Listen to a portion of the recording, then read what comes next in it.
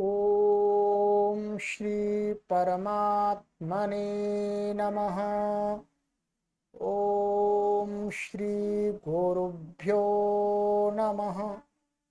ओम श्री ऋषिभ्यो नमः। ओम सहना ववतु सहनौ भुनक्तु सह वीर्यं करवावहै तेजस्विनावधीतमस्तु मा विद्विषावहै। ओम शांति शांति शांति। सर्वेभ्यो नमः।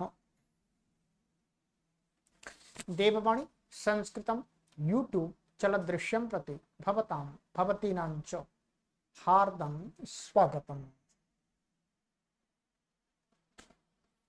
मित्रों, अष्टाध्यायी भाष्य प्रथमावृत्ति पाणिनीय प्राचीन व्याकरणम्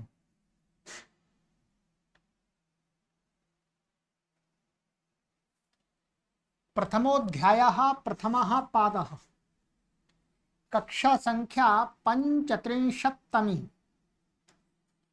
35वीं कक्षा को आज पढ़ेंगे। 34 कक्षाएं मैंने आपको अभी तक पढ़ा दी हैं। प्लेलिस्ट में कॉलम बना दिया गया है। अष्टाध्यायी भाष्य प्रथमावृत्ति प्रथमोऽध्यायः प्रथमः पादः, उस पर आप क्लिक कीजिएगा। सभी कक्षाएं क्रमानुसार आपके समक्ष उपलब्ध हो जाएंगी। ठीक है। अधिक जानकारी के लिए आप इन व्हाट्सएप नंबरों पर संपर्क अवश्य कर लीजिएगा। कोई शुल्क नहीं है, ये सेवा पूर्णतः आप सभी के लिए निःशुल्क है। चलिएगा, तो गत कक्षा में मैंने आपको एक सूत्र पढ़ाया था, आरंभ किया था, एको गुण वृद्धि। ठीक है, एको गुण वृद्धि, और ये परिभाषा सूत्र है।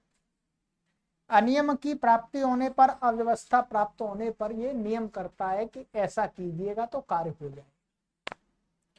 मैंने आपको इसकी एक सिद्धि करके दिखा दी थी पूरी। ठीक है, कौन सी? मेद्यति। इसमें इस सूत्र की क्या आवश्यकता है ये भी आपको घटा करके बता दिया था। अब हमारा आगे गुरुजी ने यहाँ पर उदाहरण दिया है चेता और कर्ता। तो चेता और कर्ता में भी क्या है, जब गुण करने लगे थे हम, यहाँ पर ये देखिए,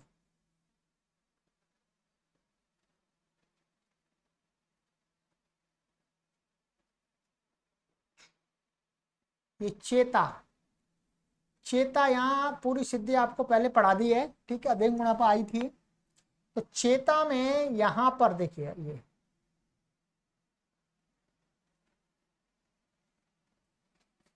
यहाँ पर यहाँ से आरंभ हुआ था।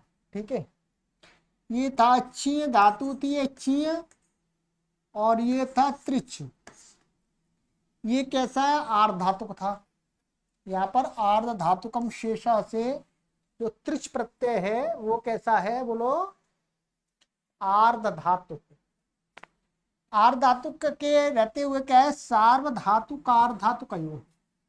इसने कहा कि सार्वधातुक और आर्धातुक प्रत्यय के परे रहते अंग को गुण होता है। इस सूत्र में इतना ही है। तो अभी यहाँ पर त्रि के परे रहते, त्रि आर्धातुक है, इसके परे रहते छी अंग है। ये यस्मात् प्रत्यय विदिष्ट प्रत्यय अंगम से अंग संज्ञा है। तो अंग को गुण होने लगा। अब यहाँ पर ये समझ में नहीं आया, हमारे पास में यदि इको गुण वृद्धि सूत्र नहीं हो तो इस ची में ई को गुण हो या च को गुण हो, किसको गुण हो? तो ये इको गुण वृद्धि यहाँ पर क्या करता है? कहता है भाई नहीं, ये यहाँ पर कहा कि गुण स्यात् वृद्धि स्यात्, तो यहाँ पर इस सूत्र का अर्थ है सार धातु के परता गुण स्यात्, आर धातु के परता गुण स्यात्। तो अब गुण कहाँ होगा, तो ये सूत्र बैठ जाएगा एको गुण वृद्धि, माने एका, ये षष्ठ्यंत पद यहाँ पर जाकर के बैठ जाएगा। क्या एका, तो एका षष्ठ्यंत पद वहां बैठ जाएगा तो क्या हो जाएगा, माने ऐसा अर्थ होगा इगंतस्य अंगस्य सार्वधातुके आर्धातुके च परतः गुणः भवति। तो अब यहाँ इगंत माने इगंत अंग ये हो गया, इगंत के इक को गुण हो जाएगा ई को, तो अदे गुण और स्थानीय अंतरतमा लग करके अंतरतम आदेश होकर के ए हो जाएगा। तो क्या बन जाएगा, चेत्री, तो चेता बन जाएगा, आगे सिद्धि आपको बता दिए। इसी प्रकार से यहां पर ये था आपका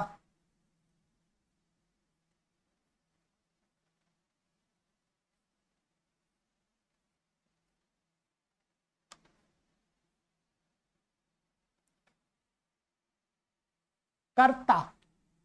कर्ता में क्री धातु थी ये, ठीक है, और ये त्रिच प्रत्यय था, त्रिच का त्रि। तो यहां पर भी क्या है, उसी सूत्र से सार्वधातु का अर्धातु का योग से जब गुण होने लगा तो गुण कहां पर होगा, तो इसने बताया कि इको गुण वृद्धि, माने अंग के इक को गुण होगा। तो री के स्थान में गुण हो जाता है अदेम गुणा, और फिर स्थानीय अंतरतम आदि लग करके क्या बन जाता है, और उरण रपरा लगता है इसमें, उरण रपरा। तो कर्ता जयति, ऐसे जयति में आपको बताया था, जयति में भी यहां गुण हुआ था, देखिएगा ये था आपका यहां।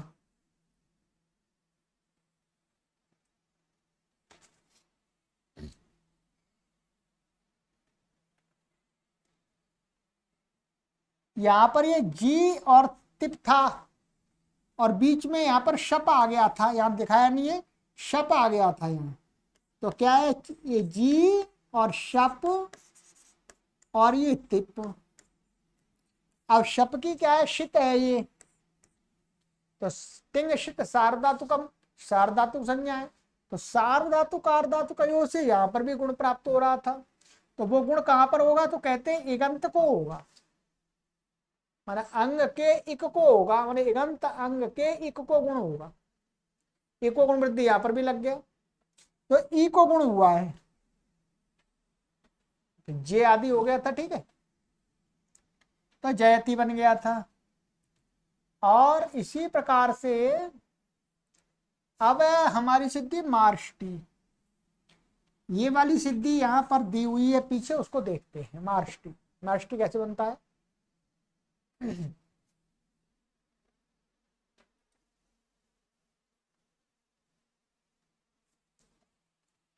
मार्ष्टी, मार्ष्टी में इको गुण वृद्धि कहां लगता है, आइएगा देखते हैं।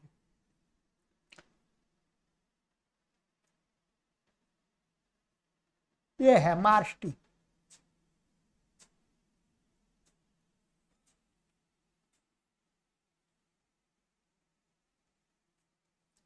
मार्ष्टी का अर्थ है शुद्ध करता है। मृजु शुद्ध धातु है, पूर्वत अनुबंध लोप एवं सब सूत्र लग करके ये अनुबंध लोप आदि हो जाएंगे इसके, तो मृज बचेगा, तिवादी उत्पत्ति कर लेंगे पूर्व के समान, और कर्तरी शप से शप आ जाएगा, जैसे जयति में आया। परंतु यहाँ पर क्या है, ये जो मृजु शुद्ध धातु है ये क्या अदादि गण की है। कौन से गण की है, अदादि गण की। अदादि गण की होने के कारण से क्या है, अदादि गण की धातुओं से उत्तर शप का लुक हो जाता है।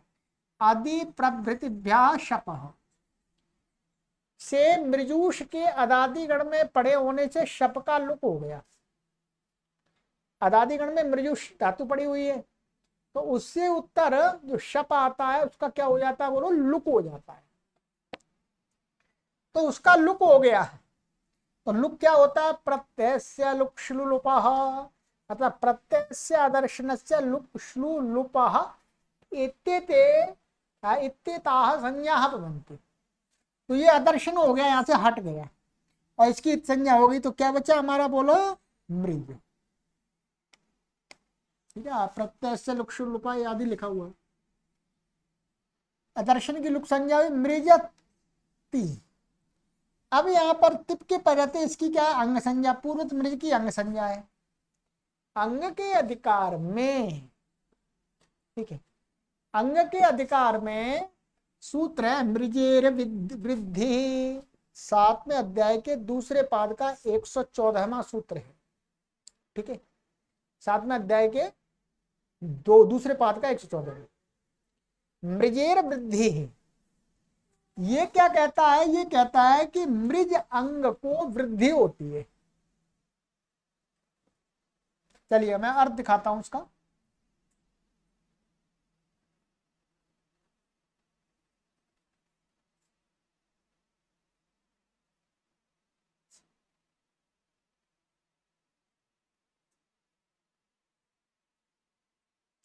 चलिए, इसका अर्थ की पीडीएफ नहीं बनी है ये।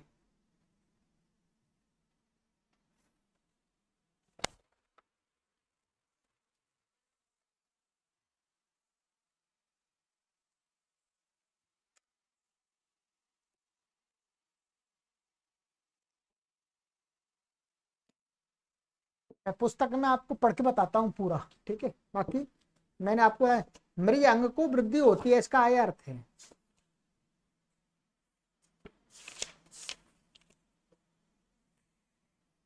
ये है मृजेर अंगस्य एकः स्थाने वृद्धि भवति।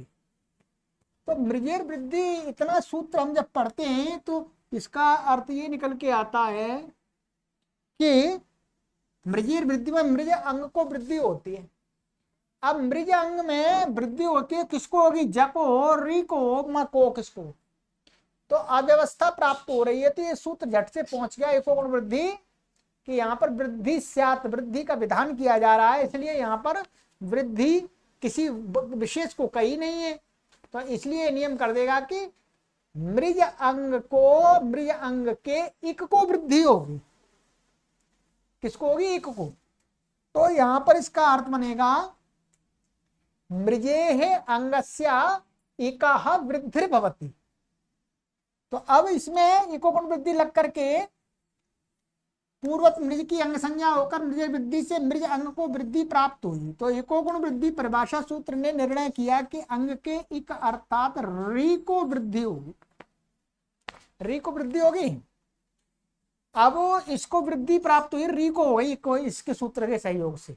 ये कहा, ये पद इस सूत्र में जाकर के जुड़ गया और फिर उसका अर्थ ये बन गया कि मृज अंग के इक को वृद्धि होगी। अब वृद्धि क्या होती है, वृद्धिरादैच ने बता दिया। परंतु यहां पर एक सूत्र लगता है साथ में, उरणरपरः। क्या लगता है, उरणरपरः, कि री के स्थान में यदि अण विधीयमान है तो वो कैसा हो जाता, रपर। तो वृद्धिरादैच में ये जो आ और आई और ये आउ, ये वृद्धि है। तो अब देखेंगे ये री के स्थान में हो रहे हैं मृज के री को, तो इसमें अण क्या है, ये है, तो इसके पीछे क्या, आर जुड़ गया। तो अब ये आर आई आउ होने से पहले अब स्थानांतरतमा लगा देंगे। तो अंतरतम आदेश कौन सा हो जाएगा, री के स्थान में ये मिल जाएगा आर। तो वृद्धि क्या हो जाएगी, आर वृद्धि हो गई। आर वृद्धि हो गई तो क्या बना हमारा, बोलो,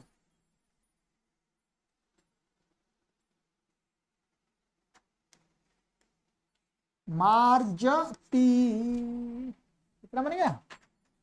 अब एक सूत्र है 8वें अध्याय के दूसरे पाद का 36वां, वृश्च भ्रश्च श्रीजा मृजा यजा राज भ्रात छशाम शाह। इसने कहा वृश्च धातु श्रीज और मृज है, या मृज लेना है। इन धातुओं को झल के परे रहते, झल के परे रहते अथवा पदांत में। तो यहाँ झल, ये तिप क्या है, तिप का था झल में आ गया। तो झल के परे रहते क्या हो जाता है, श आदेश हो जाता है। क्या हो जाता है, बोलो, श। तो श अलो अंत से क्या है, अंतिम ज को हो जाएगा। इसको अंत्य अल ज को श हो गया इससे। तो मार्श ती, फिर इष्टु से श के योग में तकार को टकार हो गया, टकार हो गया तो क्या बन गया, बोलो मारिष्टि, बन गया मारिष्टि। तो ये इस प्रकार से सिद्धि बन गई आपकी। और कुछ विशेष नहीं है, बस यहाँ पर वृद्धि का आपको देखना है कि एको गुण वृद्धि कहाँ कहाँ लगता है। जहां पर कह दी गई है कि इस अंग के इस वर्ण को वृद्धि होगी, वहां पर ये सूत्र नहीं लगेगा। या विशेष वर्ण को वृद्धि कह ही दी है, वहां नहीं लगेगा ये, ठीक है। तो ये हो गया। अब यहां पर और उदाहरण था हमारा एक अलावीत। क्या था ये, अलावीत। अलावीत की सिद्धि में भी आपको ये पढ़ाया गया था, फिर मैं आपको बता देता हूं अलावीत। ये यहाँ वृद्धि कहाँ होती है, ये देख लीजिएगा, आपके परिशिष्ट में पीछे सब कुछ दिया था। अलावीत माने उसने काटा, ये वृद्धिराधिक सूत्र पर पढ़ाई थी। तो यहाँ पर क्या स्थिति हो गई थी हमारी, ये अट लू इट सिच ईट त, ऐसा हो गया। अब यहाँ पर क्या है, सिचि वृद्धि परस्मय पदेशु, माने सिचि वृद्धि परस्मय पदेशु से क्या है, अंग को वृद्धि प्राप्त हुई। परस्मय पद परक सिच के परे रहते अंग को वृद्धि होती है। अब अंग के किस वर्ण को वृद्धि होती है बताया नहीं, तो वो आ गया इको गुण वृद्धि, इक को वृद्धि होगी। तो क्या हो गया फिर, ये लू है, लू अंग ये है वास्तव में, इसके परे रहते अंग क्या है, ये है। तो लू को वृद्धि हुई वास्तव में, तो वृद्धि वृद्धिरादाई स्थानांतरतम अलग करके लू को लऊ हो गया। फिर एचो यवा यावा लग करके क्या बन गया, अलावीत, अलावीत बन गया। ठीक है, चलिएगा। तो ये एको गुण वृद्धि के कुछ उदाहरण दिखाए हैं। बाकी ये सूत्र बार बार लगता रहेगा, तब पूरा आपको समझने में कोई कठिन नहीं है, सरल ही है, ठीक है बस। तो फिर मैं आपको इसका एक बार अर्थ पढ़ के बता देता हूं।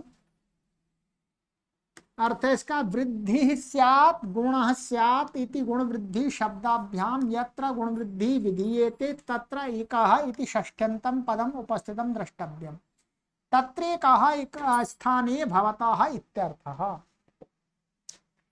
कि वृद्धि स्यात् वृद्धि हो जावे, गुण स्यात् गुण हो जावे, इस प्रकार से गुण और वृद्धि शब्दों को लेकर के कहीं सूत्र में, यत्मन जिस सूत्र में गुण वृद्धि का विधान किया जा रहा है, वहां पर क्या है, इको इकाहा, ये इका षष्ठंत पद उपस्थित हो जाएगा। और उसका अर्थ क्या आ जाएगा, इक के स्थान में, तत्र इका स्थाने होता, इक के स्थान में गुण वृद्धि होते हैं, ठीक है।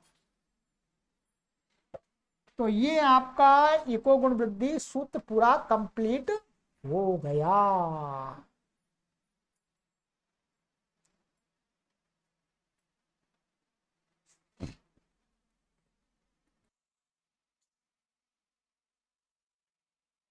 तो चलिएगा, अब आगे की कक्षा में हमारा इसके बाद में एको गुण वृद्धि, और अब इसके बाद में हमारा सूत्र आएगा, चौथा सूत्र आएगा, उस चौथे सूत्र को पढ़ेंगे, ठीक है।